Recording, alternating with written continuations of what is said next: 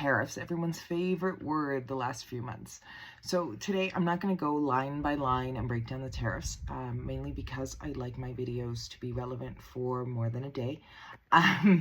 But we're going to talk about tariffs and what they actually mean for the average Canadian and how they ripple through everything from your paycheck to the stock market.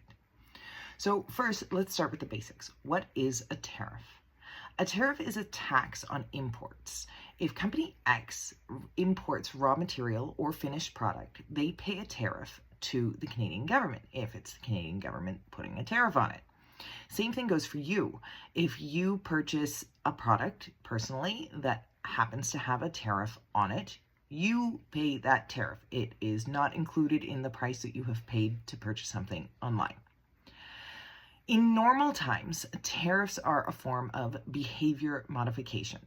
They're meant to encourage you to buy domestic products instead of imports, supporting local jobs while the government collects the revenue. That is provided that you can source those products locally. So who pays what? Let's say foreign country slaps a tariff on something we export. That doesn't sound like a Canadian problem until it is, because now our companies have to figure out whether they can absorb the cost or pass it on. Can they find replacements for that product? And will their customers be willing to pay more for that product? If they can't absorb the costs and they can't replace the product, they have no choice but to either pass on the costs or cut jobs. Worst case, they shut down entirely.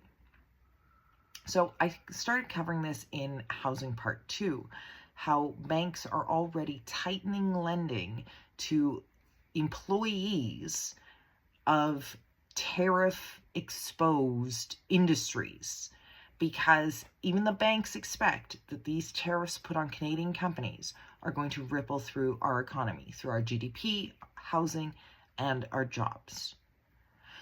So what does this have to do with the stock market? Why do you keep hearing about how the stock market is going up and down and crazy? So every new tariff announcement adds uncertainty. Investors don't know how quickly a company can pivot or whether it'll tank their margins. Like, they don't know what to expect next.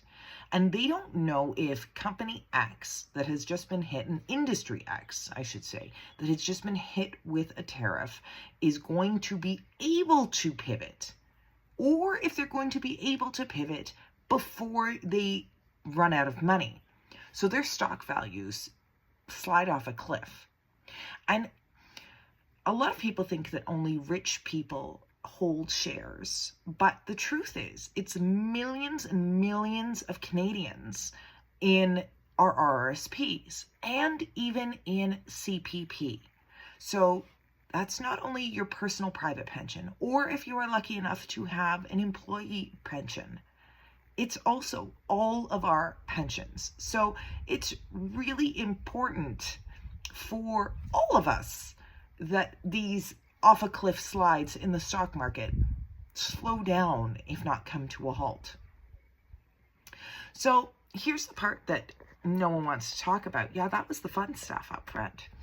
So while counter tariffs feel strong, they sound strong, we have no fear, we will put in an equal amount of counter tariffs. It's a good show of power, but they often do more harm than good.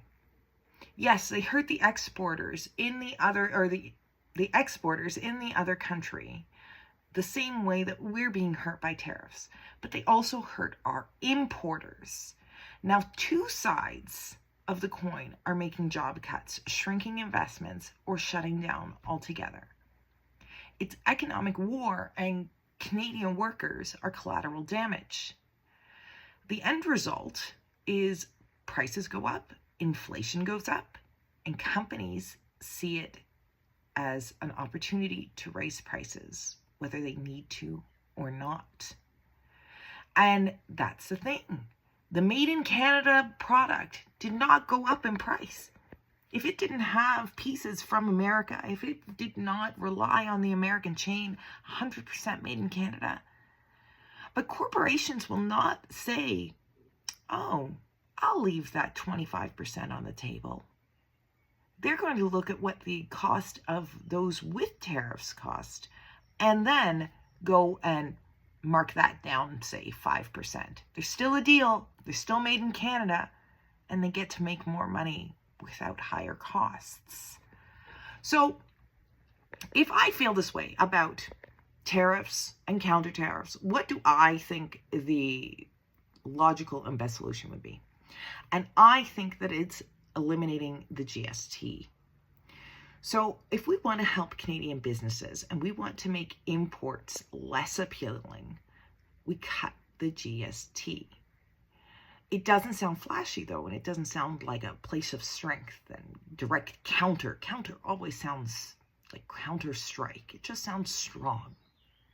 But dropping the GST temporarily or long term could save Canadian families and businesses a bundle.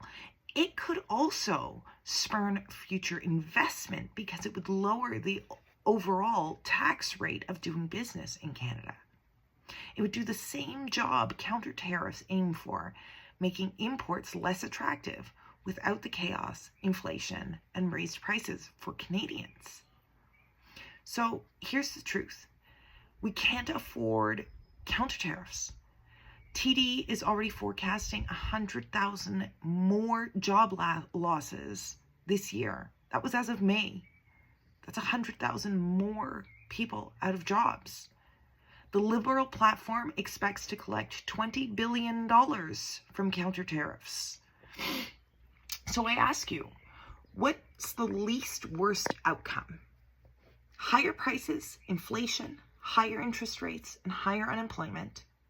Or do we pause high-speed trains to nowhere and protect Canadian jobs, investment, and affordability? That's it.